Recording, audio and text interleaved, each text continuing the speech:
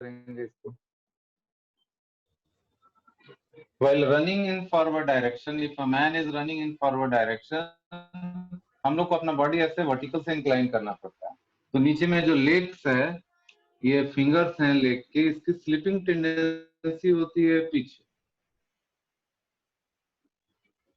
Slipping tendency, पैरों को slip करने की टेंडेंसी बैकवर्ड डायरेक्शन में होती है।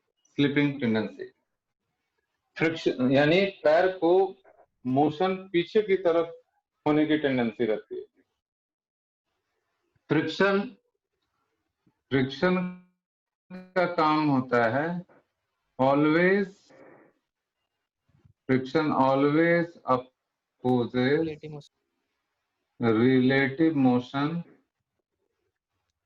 between two surfaces in contact। और अगर रिलेटिव मोशन नहीं है तो tendency, relative motion between two surfaces in contact, or it opposes relative tendency of motion, relative tendency of motion between two surfaces in contact। मैं दोनों point आपको समझा रहा हूं।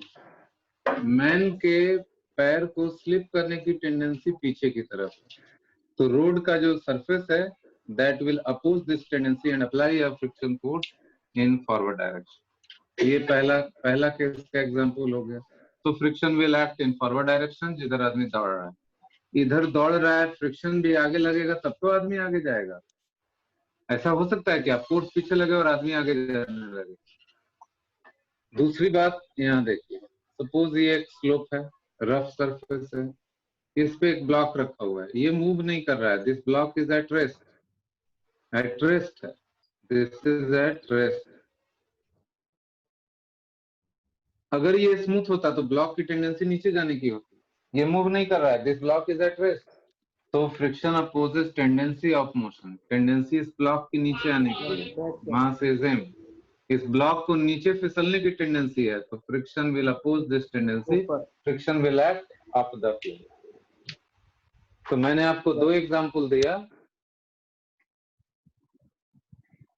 पहला एग्जांपल में ये था कि रिलेटिव मोशन को अपोज कर रहा है, और दूसरे एग्जांपल में ये है कि टेंडेंसी ऑफ मोशन को अपोज कर रहा है। ये तो 9th क्लास में भी एक्सेलरेशन पढ़ा हुआ है आप लोगों का। एक्सेलरेशन जीरो होने का दो ही रीजन हो सकता है, या तो velocity of the body constant हो या जीरो, दोनों केस में एक्सेलरेशन जीरो। नॉन इनर्शियल के केस में वेलोसिटी वेरिएबल, यानी कि या तो वेलोसिटी का मैग्नीट्यूड चेंज करे या उसका डायरेक्शन चेंज करे, या दोनों चेंज करे। वेलोसिटी वेरिएबल कब कब होगा, या तो वेलोसिटी का मैग्नीट्यूड चेंज हो रहा हो, या डायरेक्शन चेंज हो रहा हो, या दोनों ही चेंज हो रहा हो। तो इनर्शियल फ्रेम में एक्सेलरेशन जीरो रहता है, नॉन इनर्शियल फ्रेम में एक्सेलरेशन नॉन जीरो रहता है। इसका मीनिंग क्या हुआ, यानी जिस स्टूडेंट से मैं सवाल पूछ रहा हूँ, फिजिक्स में जिस व्यक्ति से सवाल पूछा जाता है उस व्यक्ति को हम लोग ऑब्जर्वर बुलाते हैं या एक्सटर्नल एजेंट बोलते हैं। ये कॉमन टर्म है जो फिजिक्स में इस्तेमाल होता है। जिससे भी सवाल पूछा जाएगा, जो एक्सपेरिमेंट करेगा, उसको हम लोग एक्सटर्नल एजेंट या ऑब्जर्वर के नाम से जानते हैं। तो जिस आदमी से सवाल पूछेंगे वो हमेशा रेस्ट में हो कोई जरूरी नहीं है, वो कांस्टेंट वेलोसिटी से जा रहा हो कोई जरूरी नहीं है, उसका एक्सेलरेशन जीरो हो कोई जरूरी नहीं है, उसका एक्सेलरेशन जीरो हो भी सकता है, नहीं भी हो सकता है। तो जिस समय किसी से सवाल पूछा जाएगा, अगर वो आदमी रेस्ट में है या जीरो एक्सेलरेशन पे है, तो हम लोग ये मानेंगे कि the person who is doing the experiment is doing it from inertial frame. और जिससे सवाल पूछेंगे अगर वो मूविंग है, सपोज कोई आदमी एक्सपेरिमेंट कर रहा है ट्रेन के अंदर and train is accelerating running, तो हम लोग बोलेंगे वो आदमी नॉन इनर्शियल फ्रेम से सारा कैलकुलेशन कर रहा है। एग्जांपल के तौर पे, अगर एक बस स्ट्रेट रोड पे जा रही है और स्पीड चेंज नहीं हो रहा है, वेलोसिटी भी चेंज नहीं हो रहा, डायरेक्शन भी चेंज नहीं हो रहा, तो उसके अंदर बैठे हुए किसी आदमी से पूछेंगे कि बस की एक्सेलरेशन कितनी है, तो बता देगा जीरो। लेकिन वही बस जब टर्न लेने लगती है सर्कुलर पाथ, तो हम सभी को एक स्यूडो फोर्स महसूस होता है, स्यूडो फोर्स। जो सेंट्रीफ्यूगल फोर्स जिसको आप 9th क्लास में पढ़े होंगे, जो अवे फ्रॉम द सेंटर महसूस होता है, ये सभी स्टूडेंट ने कभी न कभी महसूस किया होगा कि जैसे ही बस जा रही है कांस्टेंट स्पीड से जा रही है और सडनली जब टर्न लेने लगती है, उस समय हम लोगों को अपने सीट पे एक बाहर की तरफ फोर्स महसूस होता है, सेंटर से away from the centre. For example, जैसे बस अगर ऐसा सर्कुलर ट्रैक पे चल रही है, ऐसे सेंटर यहाँ है, तो हम लोग को सेंट्रीफ्यूगल फोर्स बाहर की तरफ है, this force is centrifugal. Centrifugal force एक बाहर की तरफ महसूस होता है। इसको हम लोग फिजिक्स में सेंट्रीफ्यूगल फोर्स भी बोलते हैं, स्यूडो फोर्स भी बोलते हैं, इमेजिनरी फोर्स भी बोलते हैं, वर्चुअल फोर्स भी बोलते हैं। तो दिस इज एग्जांपल, मतलब ये ऑब्जर्वर इनर्शियल फ्रेम में है जो बस के अंदर है, इनर्शियल फ्रेम में है कि नॉन इनर्शियल फ्रेम में, कैसे फ्रेम में? नॉन इनर्शियल फ्रेम में। इनर्शियल या non inertial? Inertial. Non inertial. Non inertial frame में है क्योंकि बस पे स्यूडो फोर्स लग रहा है, ऑब्जर्वर पे भी स्यूडो फोर्स लग रहा है, एक्सेलरेशन लग रहा है, एक्सेलरेशन है। जब भी एक्सेलरेटेड फ्रेम होगा तो नॉन इनर्शियल फ्रेम होगा। Most of the experiments are done on the earth, so earth is treated as most commonly accepted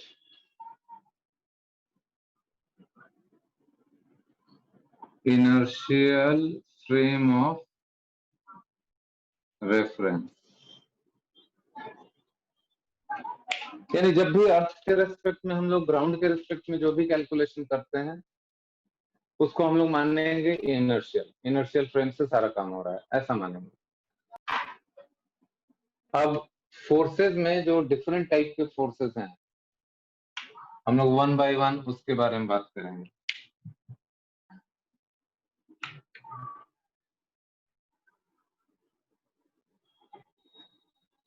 commonly used forces जो हैं, जिसकी जरूरत हम लोग को बार बार पड़ेगी, पहले उसके बारे में वन बाय वन समझ लेते हैं। कॉमनली यूज्ड फोर्सेस, सबसे पहला वेट ऑफ द बॉडी,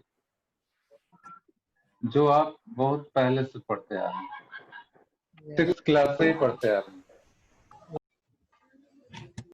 देखिए, कोई भी ऑब्जेक्ट को अर्थ के सरफेस पे जब रखा जाता है या अर्थ के सरफेस से दूर भी रखा जाता है, दिस इज अर्थ। अर्थ के सरफेस पे भी अगर रखेंगे तो earth pulls the object towards its centre, जिसको कि हम लोग weight W of the body बोलते हैं।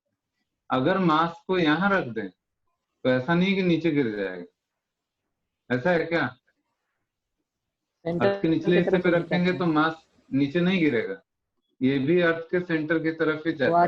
This is towards the centre. यहाँ भी रखेंगे अगर तो it is towards the centre. Earth always pools the object towards its centre. Surface पे नहीं भी हो, यहाँ भी हो या यहाँ भी हो, तो भी earth will pull this object towards its centre. This vector G is always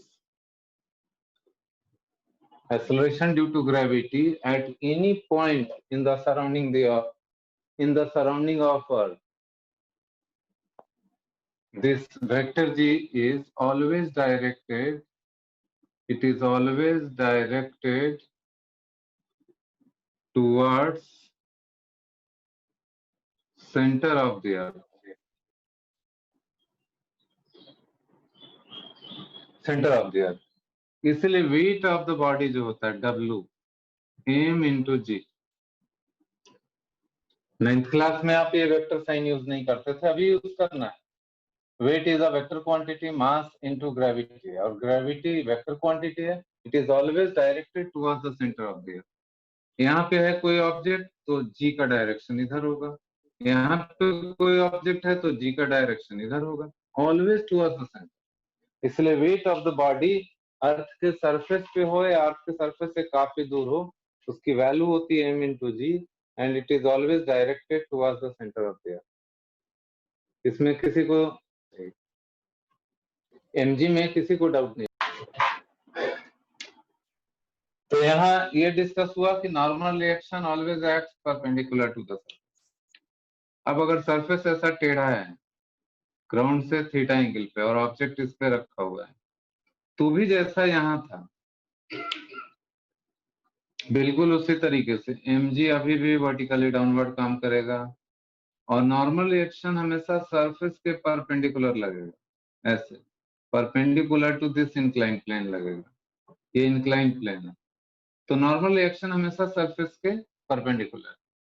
friction में मैंने एग्जांपल लिया था कि man is running on this surface, इधर v वेलोसिटी से दौड़ रहा है ये मैन, तो फ्रिक्शन आगे की तरफ लग रहा था, मगर यहाँ भी आदमी झुका हुआ है, वर्टिकल से ऐसे झुका हुआ है, फिर भी normal reaction on the man perpendicular to the, ये सरफेस से 90 डिग्री ही एंगल बनाएगा, तो सॉलिड सरफेस से हमेशा परपेंडिकुलर होता है। इवन साइकिल या बाइक अगर किसी रोड पे टर्न कर रहा हो ऐसे, साइकिल ही टर्न कर रहा है, वो भी वर्टिकल से ऐसे झुक जाता है, then also normal reaction will act perpendicular to this road। साइकिल या बाइक पे भी normal reaction perpendicular to the road ही लगेगा, कितना भी साइकिल को आप झुका लें या बाइक को झुका लें, नॉर्मल रिएक्शन हमेशा परपेंडिकुलर डायरेक्शन में ही लगेगा। इस तरह का एग्जांपल कि एक ऑब्जेक्ट है और एक इंक्लाइंड सरफेस पे रखा है और इधर एक सरफेस है, दोनों के बीच में इसको प्रेस किया हुआ है, तब इसका सेंटर यहाँ, तब क्या होगा, ये जो वर्टिकल वाल है इसके ऊपर नॉर्मल रिएक्शन परपेंडिकुलरली लगाएगा इस डायरेक्शन में, और ये वाल, ये जो इंक्लाइंड प्लेन है इस पे, इसके परपेंडिकुलर लगेगा फोर्स, और दोनों नॉर्मल रिएक्शन जो है सेंटर से पास होगा, सेंटर ऑफ द ऑब्जेक्ट से पास होगा। This inclined surface is applying a normal reaction force perpendicular to this surface, ये सरफेस भी परपेंडिकुलरली ही ऐसे लगाएगा फोर्स, ये हो गया N1 और ये हो गया N2, ये सरफेस भी 90 डिग्री पे, ये सरफेस भी 90 डिग्री पे ही नॉर्मल रिएक्शन लगाएगा, तो इसमें कुछ कंफ्यूजन नहीं होना चाहिए किसी को। मान लीजिए ऐसा एक सरफेस है और ऐसा एक सरफेस है, और एक रॉड को या एक लैडर को ऐसे रख दिया है दीवार के सहारे, लैडर ही है सब सपोज ऐसा, तो ये ग्राउंड जो है इसके ऊपर नॉर्मल रिएक्शन ऐसे लगाएगा N1 perpendicular to the surface, और ये वर्टिकल सरफेस इसके ऊपर नॉर्मल रिएक्शन इधर लगाएगा, वो भी परपेंडिकुलर टू द सरफेस। ये एंगल कुछ है, अगर इंक्लाइंड है तो ये मतलब नहीं कि नॉर्मल रिएक्शन फिर इसके परपेंडिकुलर होने लगे, जिस सरफेस पे आपने रखा है वहां से परपेंडिकुलर लगेगा। Friction force, it always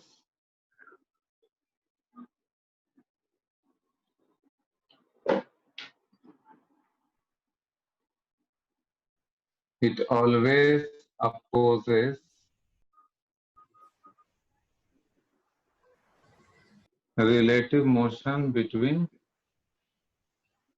two surfaces or tendency of motion between two surfaces, relative motion between two surfaces और tendency of motion between two surfaces।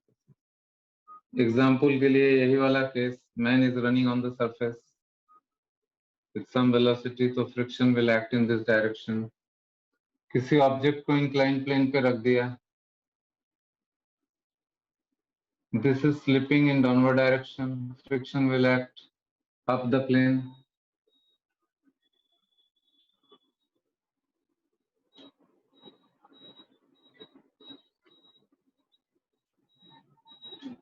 दो ब्लॉक है, एक ब्लॉक के ऊपर दूसरा ब्लॉक, इस ब्लॉक को पुश किया बाय सम फोर्स F,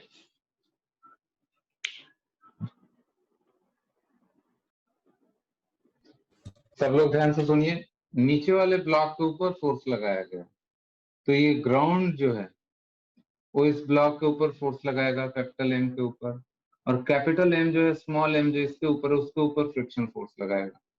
दोनों ब्लॉक एक दूसरे पे फ्रिक्शन फोर्स लगाएंगे, ये दोनों ब्लॉक भी आपस में फ्रिक्शन फोर्स लगाएंगे, ये ब्लॉक और ग्राउंड भी आपस में फ्रिक्शन फोर्स लगाएंगे। आप लोग को ये जज करना है कि किस ब्लॉक पे फ्रिक्शन किधर लगेगा। अच्छा, एक टर्म यूज होता है फिजिक्स में जिसको हम लोग बोलते हैं free body diagram. Free body diagram, short में इसको FBD लिखते हैं, free body diagram. This diagram consist of, ये ऐसा लिख लें, it consist of all the forces acting on the body under consideration.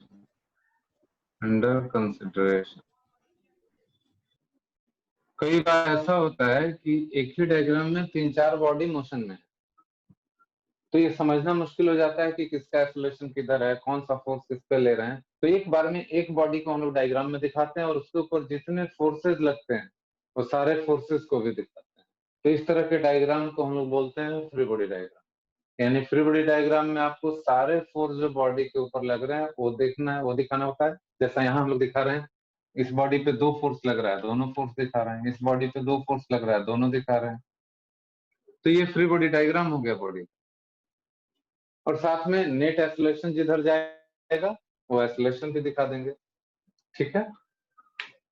Under consideration along with resultant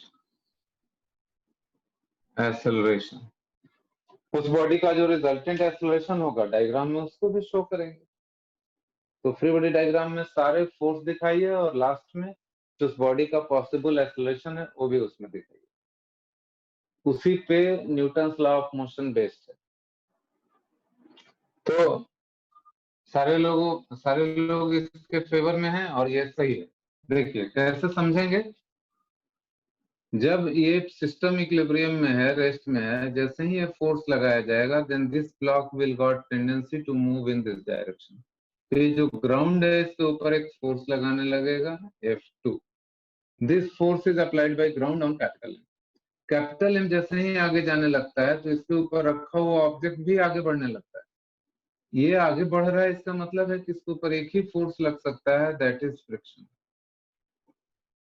जैसे एक बुक के ऊपर दूसरा बुक आप रख दीजिए, नीचे वाले बुक को आप आगे पुश करिए तो उसके ऊपर रखा हुआ बुक भी आगे जाने लगता है। आगे जा सकता है, सिर्फ एक ही फोर्स लग सकता है और वो है friction. From Newton third law, this block has applied force F1 on this block. So from Newton's third law, this block will also apply a force on capital M, same amount of force F1. तो ये F1 capital M ने small m पे लगाया, बदले में reaction force small m ने capital M के ऊपर ये लगाया। तो कैपिटल M पे 2 फ्रिक्शन लग रहा है और ये एक एक्सटर्नल फोर्स लग रहा है, ये वाला कैपिटल F आगे की तरफ। स्मॉल एम पे हॉरिजॉन्टल डायरेक्शन में ये 3, कैपिटल एम पे हॉरिजॉन्टल डायरेक्शन में ये 3 फोर्स है, F1, F and this F2। These two are frictional force, this is external force। Small m पे हॉरिजॉन्टल डायरेक्शन में सिर्फ एक फोर्स है। और अगर फ्री बॉडी डायग्राम बनाना है तो स्मॉल एम के ऊपर दिखाएंगे नॉर्मल रिएक्शन और साथ में नीचे की तरफ वेट mg। कैपिटल एम पे भी वैसे ही होगा, नॉर्मल रिएक्शन और mg। कैपिटल एम के ऊपर भी नीचे की तरफ कैपिटल एम जी और ऊपर की तरफ एक रिएक्शन, यहाँ ग्राउंड से एक रिएक्शन लगेगा, दैट इज N2। और एक और नॉर्मल रिएक्शन कैपिटल एम के ऊपर लगेगा N2 के अलावा भी। कोई बता सकता है? चलिए मैं इसको सेपरेटली दिखाता हूँ। यहाँ पे मैंने जो N2 दिखाया उसके अलावा भी एक नॉर्मल रिएक्शन लगेगा। तो आपके क्लास में कोई बता सकता है उसको?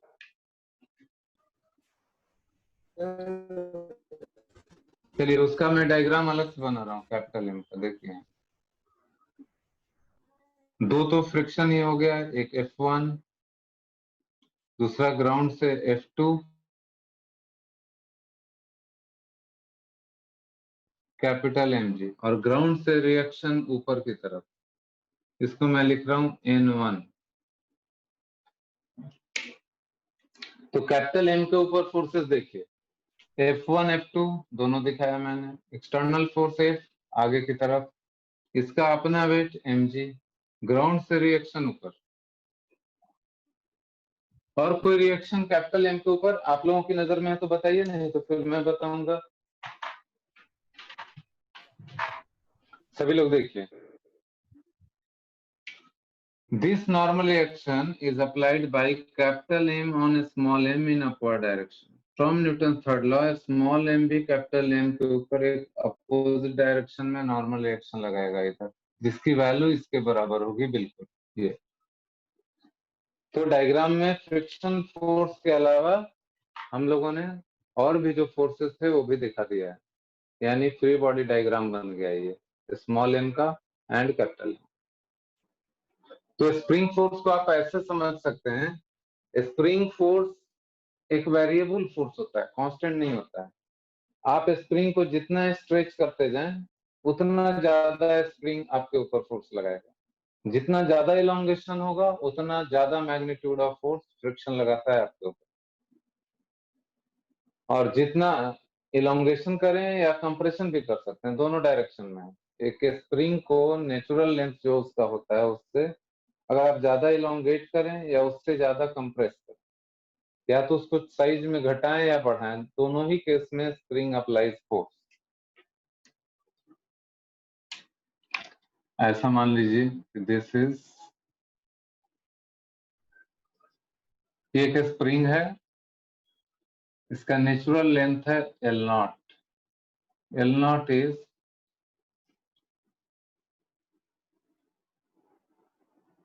नेचुरल लेंथ ऑफ स्प्रिंग, यहां से यहां तक, यानी अभी ये स्प्रिंग कोई फोर्स नहीं लगा रहा है, इस स्प्रिंग में ना तो इलोंगेशन है और ना ही कंप्रेशन है। Right now this spring is under zero tension, इसके अंदर कोई टेंशन नहीं। अब अगर इस स्प्रिंग को फोर्स लगा के इधर से कंप्रेस कर दिया गया, ऐसे फोर्स लगा के कंप्रेशन कर दिया गया, ये इसका नेचुरल लेंथ था यहां से यहां तक, मान लीजिए इसको x से कंप्रेस कर दिया गया बाय अप्लाइंग एक्सटर्नल फोर्स। दूसरा एक एग्जांपल ले लेते हैं कि इसको इलोंगेट कर दिया जाए, एक कंप्रेशन का एग्जांपल ले लिया एक इलोंगेशन का ले लेते हैं।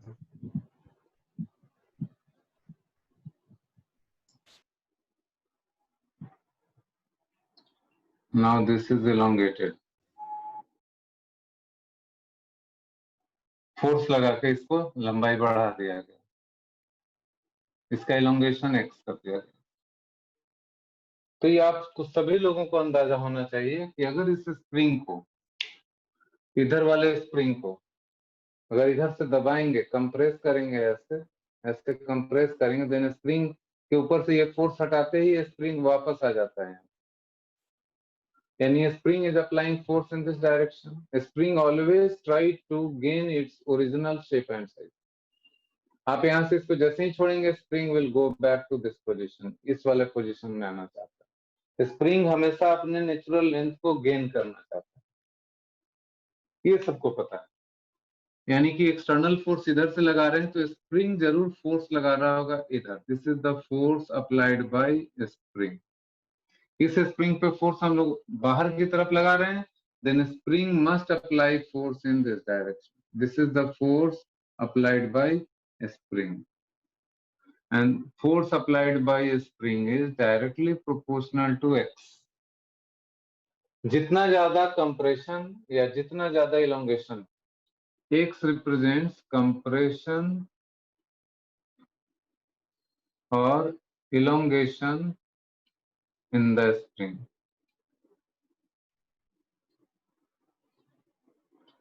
स्प्रिंग के अंदर कितना कंप्रेशन है या कितना इलोंगेशन है, x उसको रिप्रेजेंट कर रहा है।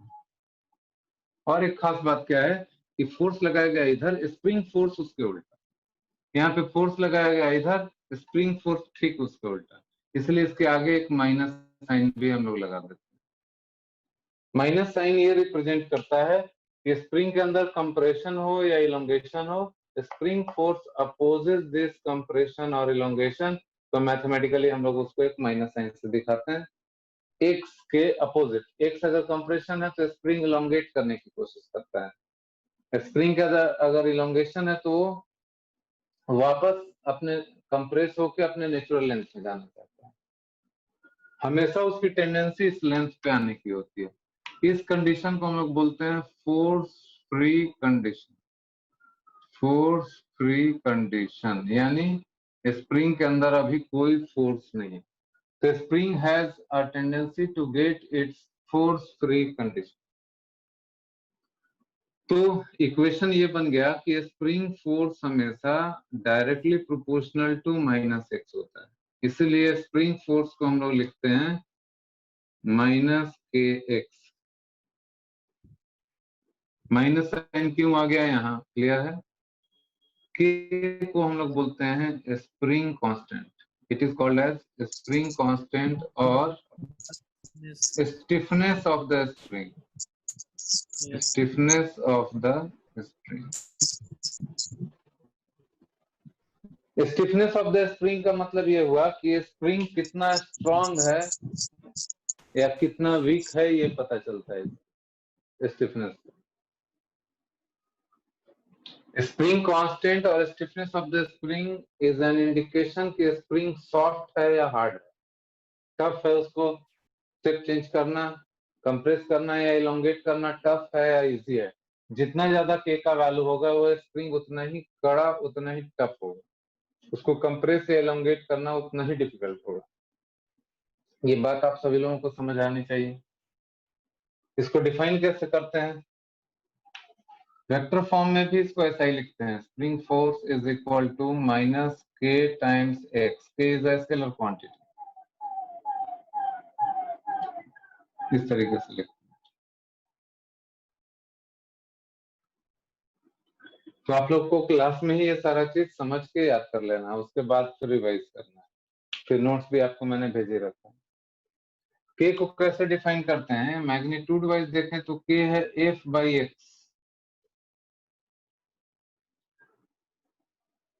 दोनों का मैग्नीट्यूड बराबर ही होगा। अगर यहाँ कंप्रेस करके रखे हुए हैं तो ये फोर्स और एक्सटर्नल फोर्स बराबर होगा, इसको इलोंगेट करके रखे हैं तो ये फोर्स और ये फोर्स बराबर ही होगा, दोनों का मैग्नीट्यूड। तो हम लोग के को लिख सकते हैं F upon x, k is F upon x. तो this can be defined as force required to compress or elongate the spring by unit value, unit value। Force per unit length है ये, इसका ऐसा यूनिट हो जाएगा Newton पर metre. तो यहीं से डेफिनेशन आ गया, force required per unit length. एक स्प्रिंग को 1 मीटर इलोंगेट करने या 1 मीटर कंप्रेस करने में जितने फोर्स की जरूरत होती है that is called as spring constant और stiffness of the spring.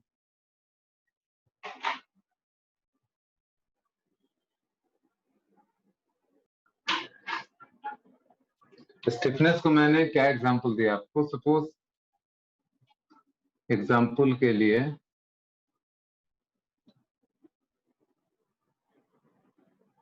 if force equals 10 Newton for elongation और compression x equals मान लीजिए 0.1 सेंटीमीटर, 0.1 सेंटीमीटर पुल करने के लिए 10 न्यूटन फोर्स लगाना पड़ा, तो k होता है f by x, 10 Newton by 0.1 centimetre, this is 10 by 0.1 upon 100 centimetre हो जाएगा। तो ये आ जाएगा 10 इंटू 10 रेज टू 3 न्यूटन पर मीटर, यानी के की वैल्यू हो गई 10 रेज टू 4 न्यूटन पर मीटर। तो उसका स्प्रिंग कांस्टेंट कैलकुलेट करने के लिए हमेशा force required per unit length compression और इलोंगेशन के लिए, ये है इसका डेफिनेशन। लेकिन उसको चेक करने के लिए हम 1 मीटर उसको पुल करें या कंप्रेस करें कोई जरूरी नहीं है, 1 मिलीमीटर भी उसका लेंथ चेक करके कितना फोर्स लगाने से 1 mm चेंज हुआ या कितना फोर्स लगाने से 0.1 सेंटीमीटर का चेंज आया, उससे भी कैलकुलेशन हो जाता। टेंशन इन द स्ट्रिंग समझने के लिए पहले तो हम लोग बात कर रहे हैं आइडियल स्ट्रिंग का। पहले आप समझिए कि आइडियल स्ट्रिंग क्या होता है।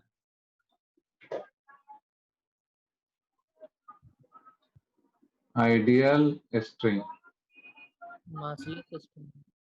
हाँ, ऐसा स्ट्रिंग जो मासलेस हो, मासलेस एंड इनएक्सटेंसिबल।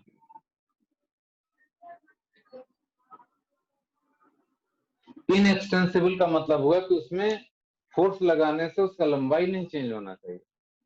जब आप उस पर फोर्स लगाएंगे, टेंशन लगाएंगे, तो स्ट्रिंग का लंबाई चेंज नहीं होना चाहिए, तो उसको हम लोग बोलेंगे इनएक्सटेंसिबल। तो string should be massless and inextensible. ऐसे स्ट्रिंग को हम लोग आइडियल स्ट्रिंग कहते हैं। हम लोग जो भी बात कर रहे हैं आइडियल स्ट्रिंग के लिए बात कर रहे हैं, ठीक है। अब आप इसको समझने के लिए एक छोटा सा एग्जांपल ले लीजिए। सपोज एक मास को सीलिंग से एक स्ट्रिंग के हेल्प से बांधा हुआ इस तरीके से।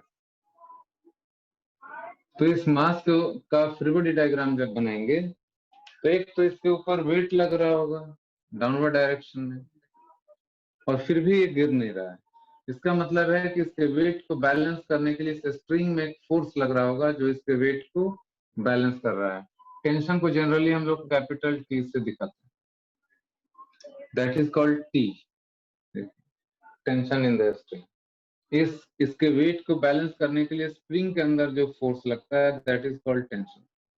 टेंशन का डेफिनेशन क्या है? It always acts away from the point of contact or point under consideration। इसका मतलब समझिए, this is the contact point between a string and block. यहां से अवे, दूर, it always acts away from point of contact. This is contact point, वहां से away, downward नहीं हो सकता।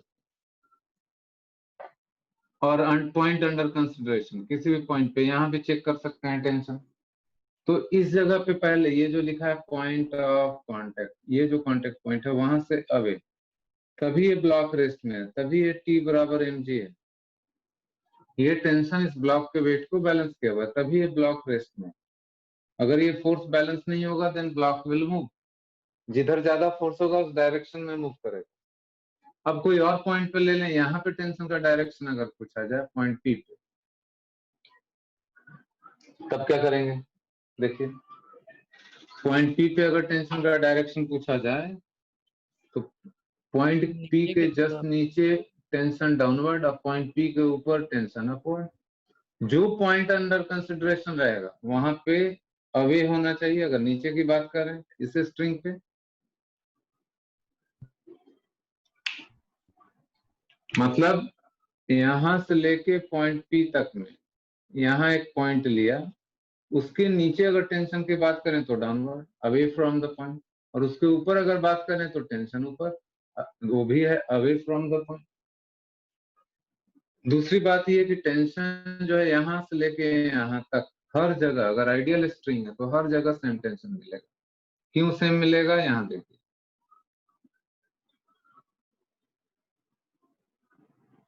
यहाँ मास सेम है। थोड़ी देर के लिए एक छोटा सा हिस्सा ले लेते हैं, इतना छोटा सा हिस्सा ले लेते हैं। यहाँ पे टेंशन ऊपर T1 मान लेते हैं और यहाँ पे टेंशन नीचे मान लेते हैं T2। यानी स्ट्रिंग के अंदर एक पॉइंट है A और दूसरा पॉइंट है B। AB is a very small portion. Point A के ऊपर टेंशन लग रहा है ऊपर की तरफ, पॉइंट B के नीचे टेंशन लग रहा है नीचे की तरफ। यानी AB के ऊपर, AB जो पोर्शन हुआ इतना बड़ा स्ट्रिंग का, मासलेस है, ये कोई मास नहीं है। और न्यूटन्स लॉ में हम लोगों ने पढ़ा है सेकेंड लॉ में नेट फोर्स बराबर मास इनटू एक्सेलरेशन। तो AB के लिए अगर बात करें तो AB के ऊपर नेट फोर्स जो लग रहा है T1 लग रहा है ऊपर तो पॉजिटिव, T2 लग रहा है नीचे तो negative, that is equal to mass of the portion AB that is 0, acceleration भी 0 रेस्ट में है, देयरफॉर T1 बराबर T2। यानी आइडियल स्ट्रिंग के अंदर नीचे से लेकर ऊपर तक, यहां से लेके यहां तक हर जगह टेंशन एक बराबर होगा, वैरी नहीं कर। मैंने क्या समझाया देखिए,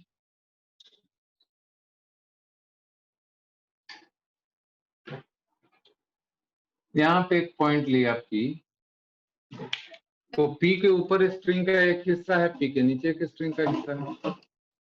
जस्ट नाउ अभी हम लोगों ने पढ़ा कि टेंशन यहाँ हो या यहाँ हो, हर जगह टेंशन बराबर ही है।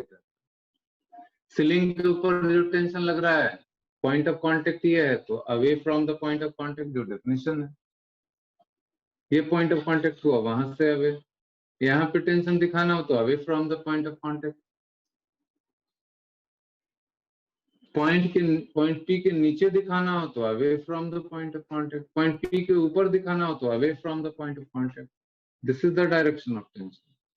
पॉइंट P के जस्ट ऊपर अगर टेंशन दिखाना हो तो अवे फ्रॉम दिस पॉइंट, इधर दिखाएंगे। पॉइंट P के नीचे दिखाना हो तो अवे फ्रॉम दिस पॉइंट होना चाहिए, तो नीचे की तरफ। पॉइंट से रेफरेंस ये मैंने यहाँ पे बताया, always away from the point of contact. क्यों ऐसा करते हैं देखिए, जैसे ये वाला पोर्शन है, यहाँ से यहाँ तक की बात करें तो इस पोर्शन पे फोर्स लगाएगा ऊपर वाला स्ट्रिंग, फोर्स ऊपर ही की तरफ लगाएगा ना, तभी तो ये नीचे नहीं गिर रहा है। ऊपर वाले स्ट्रिंग की बात करें तो ये वाला पोर्शन जो है नीचे की तरफ फोर्स लगाएगा, समझे बात? सर नीचे में तो ज्यादा लगना चाहिए ना फोर्स ऑफ टेंशन जो होता है। टेंशन हर जगह बराबर होगा, क्यों? बस स्ट्रिंग वो मास आइडियल को है। होल्ड करके रखा है नीचे, तो नीचे तो ज्यादा होना चाहिए। एक एग्जांपल और ले लेते हैं ताकि आपको और क्लियर हो जाए। देखिए, मान लिया जाए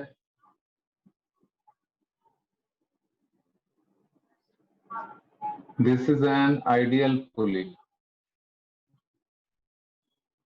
आइडियल पुली है। आइडियल पुली क्या होता है?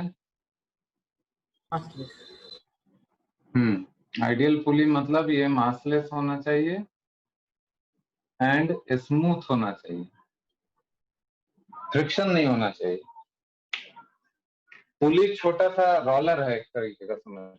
पुली मतलब रोलर जो फ्रिक्शन लेस हो और मासलेस हो, एकदम हल्का हो। अब इसके ऊपर अगर दोनों साइड में ब्लॉक डाल दिया जाए with the help of string,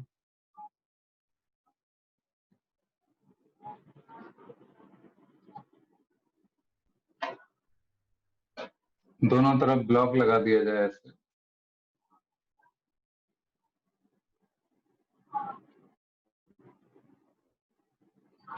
दोनों तरफ सेम मास है, दिस इज आइडियल पुल। तो टेंशन का डायरेक्शन कैसे शो करेंगे वो बताने के लिए मैंने ये एग्जांपल लिया। इस ब्लॉक पे ये स्ट्रिंग टेंशन यहाँ पे लगाएगा ऊपर की तरफ, यहाँ पे किधर लगाएगा? इस जगह पे tension at this point on this block किधर लगेगा, बताइए जल्दी।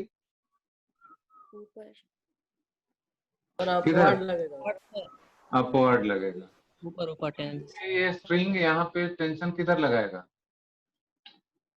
दिस इज कांटेक्ट पॉइंट, तो डेफिनेशन के हिसाब से अवे फ्रॉम द पॉइंट। नीचे यहाँ कांटेक्ट है, टेंशन इधर। इस वाले स्ट्रिंग पे यहाँ पे टेंशन या यहाँ पे टेंशन किधर होगा? ऊपर ऊपर। और सीलिंग पे यहाँ नीचे नीचे। अब यहाँ पे एक खास बात क्या है कि ये स्ट्रिंग यहाँ से यहाँ तक अलग है और ये स्ट्रिंग अलग है, इसलिए यहाँ पे टेंशन अगर टी टी लिख रहे हैं तो यहाँ का लिखना होगा T1 T1। स्ट्रिंग चेंज हो जाने से टेंशन चेंज हो सकता है, तो यहाँ का इस स्ट्रिंग में पूरे यहाँ से यहाँ तक एक स्ट्रिंग है तो उसमें हर जगह टेंशन T, और यहाँ से यहाँ तक एक स्ट्रिंग है तो उस पूरे में हर जगह टेंशन मैंने T1 लिया है। अब देखिए पुली तो मसले से आइडियल है। पुली का फ्री बॉडी डायग्राम देखें, this is free body diagram of pulley. जरा बना के देखते हैं क्या आता है। Free body diagram of pulley, इस पे सभी लोग ध्यान दीजिए जरा। दिस इज पुली, तीन फोर्स दिख रहा है। ऊपर दिख रहा है यहाँ पे T1, इधर दिख रहा है T, और यहाँ दिख रहा है T। और कोई फोर्स तो नहीं है पुली पे, पुली इज मासलेस, तो no weight, and pulley is at rest. Pulley rest में है, इसका मतलब इन फोर्सेस में क्या रिलेशन होगा?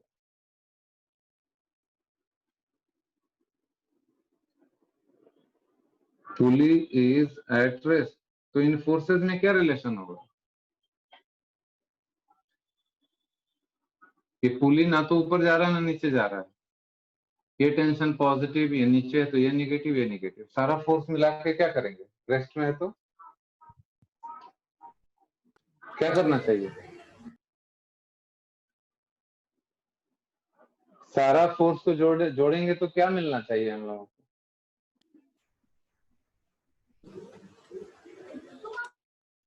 हाँ विवेक बोलो, क्या मिलना चाहिए? जीरो मिलना चाहिए। तो T1 माइनस टी बराबर 0। या net force on the pulley equals mass into acceleration, जैसे यहाँ किए थे। RHS 0, देयरफॉर T1 बराबर 2T। ये भी एक इम्पॉर्टेंट रिजल्ट है। यहाँ T, यहाँ T, यहाँ T1, तो T1 इन दोनों के सम के बराबर हो गया।